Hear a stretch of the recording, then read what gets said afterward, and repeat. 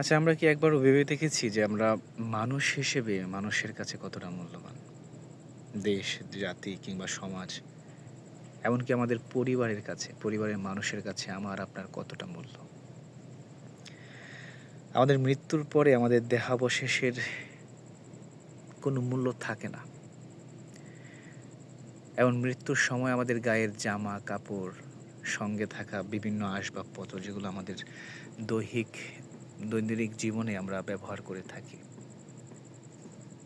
ছেলেদের ক্ষেত্রে ধরেন হাতের ফোন, মানিব্যাগ, ঘড়ি কিংবা আরও থাকে না বিভিন্ন কিছু। মেয়েদের তো জুয়েলারি এগুলো যেগুলো থাকে। সব জিনিসের একটা মূল্য থাকে, দাম থাকে। কিন্তু আমাদের দেহাবশেষের কোনো দাম থাকে না। অর্থাৎ আমাদের দম গেল তো সব গেল। আমাদের দেহের বিন্দু পরিমাণ মূল্য থাকলো না। বাকি সব জিনিসেই মূল্য থেকে যায়। সব জিনিসেই মানুষ তারা আগলে রাখার চেষ্টা করে, আয়ত্তে রাখে, যেগুলো সংগ্রহ করে রেখে দেয় যে পরবর্তীতে কেউ না কেউ অন্তত এগুলো ব্যবহার করবে। দেখেন, সম্প্রতি যে নেপালের ঘটনাটা ঘটল, প্রাকৃতিক দুর্যোগের উপরে তো কারো হাত নেই, সেটা উপরওয়ালা থেকে প্রয়োগ করা। সেখানে মানুষ তাদের শক্তি দিয়ে তেমন কিছু করতে পারবে না। কিন্তু এই যে অসংখ্য মানুষ নিখোঁজ, অসংখ্য মানুষ মারা গেল, অসংখ্য মানুষ পরিবার পরিজন সব কিছু হারিয়ে ফেলল। অসংখ্য ভিডিও মানুষ শেয়ার করছে, আমাদের সামনে আসছে, যেগুলো দেখছি, দেখে এক ধরনের ট্রমাটাইজ হয়ে যাচ্ছি যে এসব নেওয়া যায় না। এক ধরনের ডিপ্রেশনের মধ্যে চলে যাচ্ছি আমরা, যে একটা দুর্ভোগের, একটা দুর্যোগের এমন এমন ভিডিও সামনে আসছে, এত এত ক্ষতিগ্রস্ত হচ্ছে মানুষ।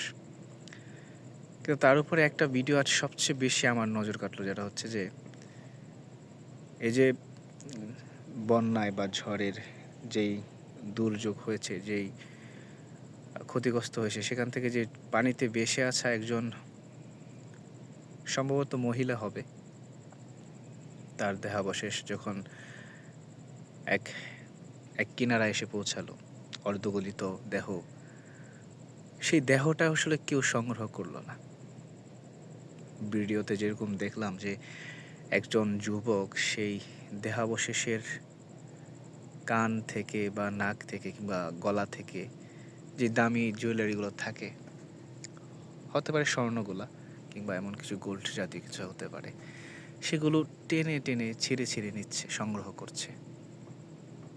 আরও অসংখ্য ভিডিও আসলো যে মানুষ বিভিন্ন আসবাবপত্র সংগ্রহ করে রাখছে, যেগুলো পানিতে ধেয়ে আসছে, এগুলো মানে কাড়াকাড়ি একটা বিষয়।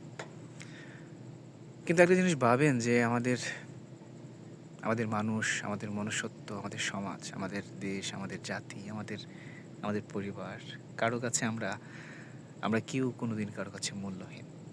মূল্য নাই আমাদের। মানুষ মাত্রই মূল্যহীন না। আপনি মরে গেলেন তো সব কিছু শেষ। আপনার দেহাবশেষ কী করবে সেটা আপনি নিজেও জানেন না।